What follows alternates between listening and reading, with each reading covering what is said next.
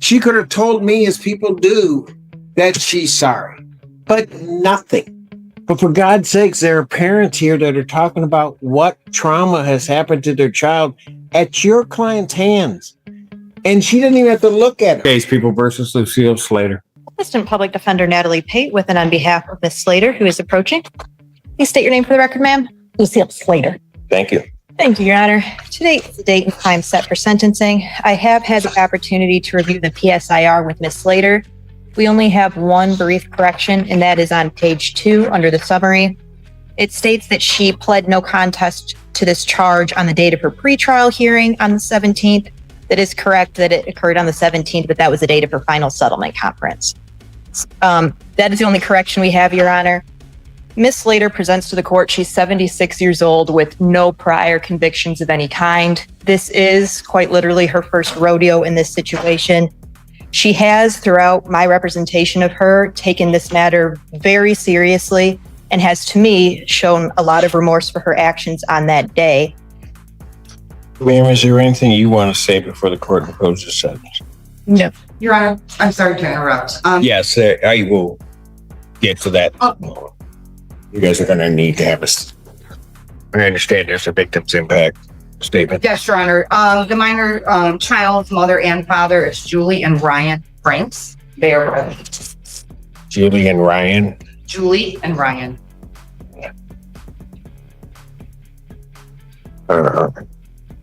Hello. Hi, Your Honor. Could you state your names for the record? Yeah, Julie Franks. Ryan Franks. All right. Thank you. And I'll need you to take your hands out of your pockets, if you would. Thank you. All right. I think we're all set. Go ahead. Thank you, Your Honor. Thank you for giving us the opportunity to speak today. We are here as the parents of a 7-year-old little girl who was physically grabbed and yelled at by Ms. Slater at school, a place where she should have felt completely safe. That day changed our daughter. Since then, Natalie has struggled with anxiety and fear.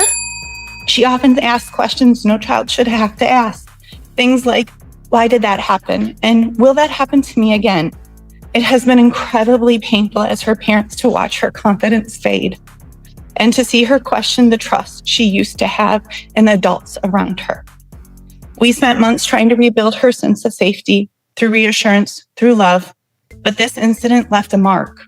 It's something she carries and will carry with her forever, and something we, as her parents, will never forget. What's been equally hard is seeing how little remorse Ms. Slater has shown. When police reached out to get her statement, she hung up on them and blocked their number. That forced us to move forward and press charges. When officers went to her home, she refused to answer the door, even though they could clearly hear people inside.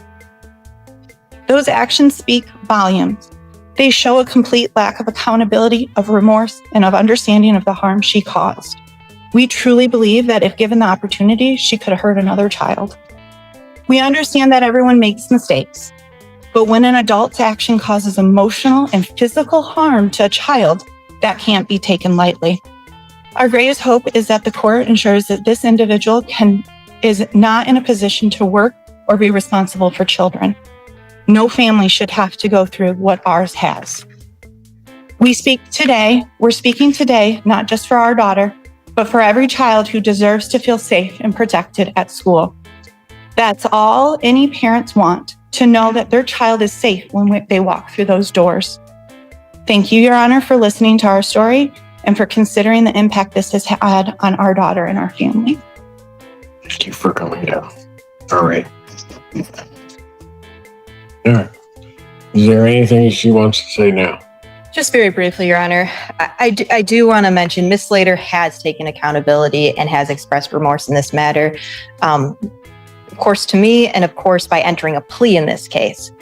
She takes accountability for what actions did occur, and she is remorseful. I can say that through my many discussions with Ms. Slater, and she does take accountability for what did occur. And I do believe she is remorseful, and her choice not to give a voluntary statement to the police, I believe, was based on the advice she had received through counsel and other means. That being said, she is remorseful for her actions and has taken accountability. Ma'am, anything you want to say? No, Your Honor. Okay. So I get the notion that prior to anything happening, and I can understand why it might confuse the Franks, or they're not appreciating that she may have been told by she was a union employee or through lawyers not to say anything, not to have contact. So I get that, and that might be, one might expect as a parent that somebody might act a little bit differently. But I get why somebody would act. I am, however, a bit concerned that as we get here today, that there's this little girl and something happened to her. And standing there in her stead are her parents who have taken their time to come down to let the court know basically the effect that this has had on their child, which, I guess, spoken like true parents, but also moms will do this. They don't express necessarily the impact that it's had on them, but they talk about what's happened to their child. When I did something different, because I was told prior to this hearing and in reading the report that there wasn't a sense of remorse for what had happened. Even if done accidental, even if done out of a misapplied sense of how to have this child say, they were people saying, well, she's not really showing remorse. She didn't really care what happened to the child. And where I did something different, because the staff here knows how I typically will handle these situations when I have impact statements. You would have sat down, they would have spoken to me, and then you would come back up. But I would not have addressed you prior to Frank speaking. Do it that way pretty much every time. I did it differently for a reason today. Because I was at least going to give you maybe 2 opportunities to look that little girl's parents in the eyes, and whether or not you meant to do what you did, just to tell them you're sorry, because that's their baby girl. And I gave you those 2 opportunities the first time. Nothing. You sat down, you heard mom speak, came back up, asked you again, and nothing. I don't know how you do that. It puts into perspective for this court what happened that day. Because I sat there and I thought to myself, well, here's somebody who works for the school. Things can get out of control. They can do this. But, it's just like I told the person before you. I'm not sure that you've got it right, except for the purpose for safety reasons or other necessary reasons to put your hands on somebody else's child. You can't do it. And then if you lose your mind for a minute, for whatever the reason, and you do, then quite frankly, you take responsibility for it. You say, I shouldn't have done it. And if you can't apologize to the little person, you apologize to her parents. So at least her parents can go and say, hey, look, she apologized. This is her version of it. She didn't mean it. And they can sort of move forward with that lesson that they're entrusted to teach their child. But you can't even do that. If I may, Your Honor, my client and I have had to discuss the no contact order multiple times, partially for that reason.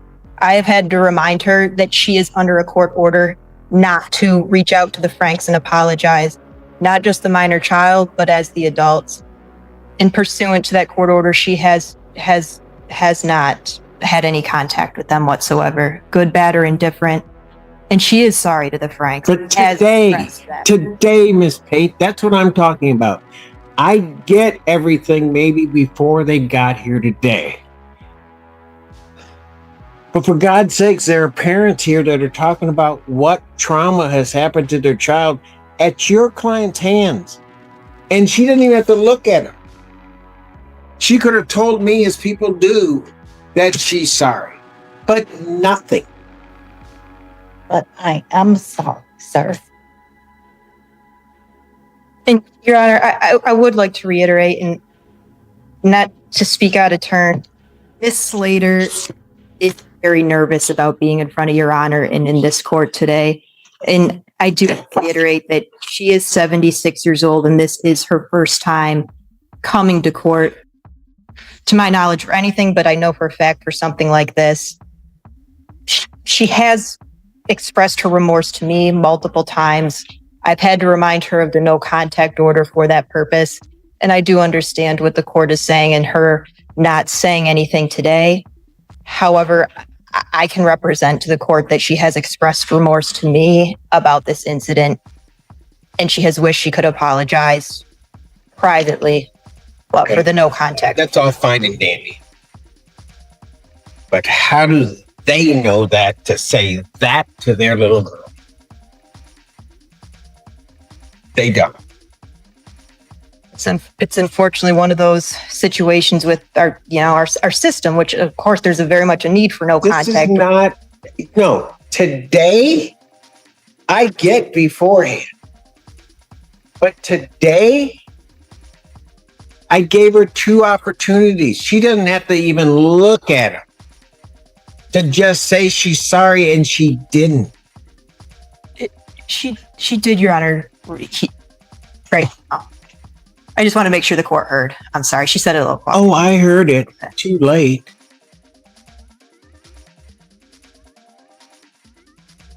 Is that said, because at this point, I don't know if that's said because she's really sorry and remorseful about what's happened to this little girl, or if she's only saying that because I pointed out that she didn't. Your Honor, what I can say is before today, she's expressed remorse to me. And as Your Honor knows, I do represent a lot of clients, and quite candidly, there are a lot of clients who don't. And unfortunately, I don't have the opportunity to say that about them. But in Miss Slater's case, I can say that. We've had several meetings outside of court as well, in person in my office, both to discuss this case. And quite candidly, since the beginning, Miss Slater has both been apologetic, but also wanted to take accountability. I believe one of her words to me, our in-person meeting when we were reviewing the footage of the incident in my office, was, I believe I deserve some sort of punishment, and I want to be sorry and move this behind me, and I know I can't reach out to the parents. And of course, at that time, I reiterated, no, absolutely not. Do not reach out to the parents. You're under the no contact order.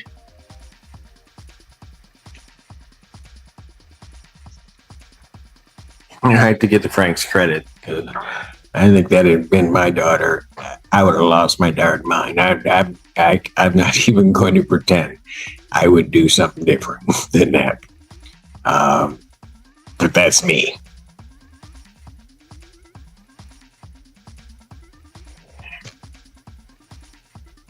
It's the sentence of the court. I'm going to place you on 18 months prosecuted deferred sentence. And I'm going to let you know that in my mind that I wasn't sure whether or not I was even going to allow the deferred. I looked at your lack of record and decided that I would indeed give that to you. But initially, my first thought was I wasn't going to give you the benefit of even being part of that program. But I will place you on that program for a period of 18 months. $455 fines and costs, $540 probation oversight fees. When can that be paid?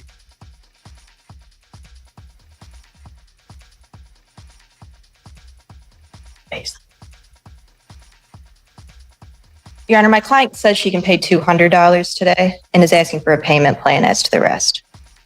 How much can she pay per month? Well, no, I'm going to make it $200. She's to pay by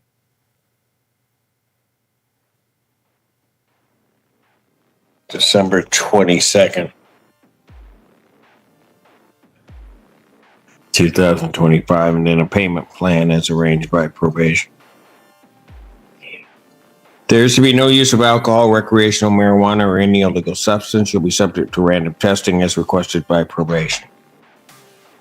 You are to complete an anger management program as directed by probation. I am ordering no contact with Julie, Ryan, Natalie Franks directly or indirect. I'm ordering that there be no working with and or around any minor children.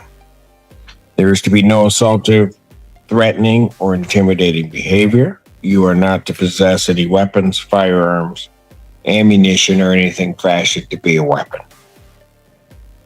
I will set a review hearing on this case that is to be held May 12th, 2027 at 9 a.m. With reference to jail time, ma'am, I have taken into account who you are and what I could see on this paper. I've taken into account the things that I've said on the record. And I've taken into account, as I did with the deferred sentence, the fact a lack of record for your entire life, at least as we see it here. You can't grab someone's child. You just can't. Understood. So it's 90 days in Washtenaw County Jail. Defendant is to serve 15 days. The balance of that time will be suspended. Defendant is remanded. Your Honor, I know Your Honor has issued a ruling, but may I make a request that her to be able to turn herself in a few days? Her husband does have some severe health issues, and I'm just asking, given... I need medical regarding that, and I will consider it, but right now she's... A 76-year-old former school employee appears in court for sentencing after grabbing and yelling at a 7-year-old girl, leaving the child traumatized. While the young victim's parents emotionally describe how their daughter's life changed, the defendant remains almost completely silent. Even after the judge gives her multiple chances to apologize, she refuses to speak, leaving the courtroom stunned. As her attorney insists she is remorseful behind closed doors, the judge isn't convinced, questioning whether her late apology is genuine or simply prompted by the court. What follows is a powerful sentencing hearing where silence carries consequences, and one missed apology changes everything.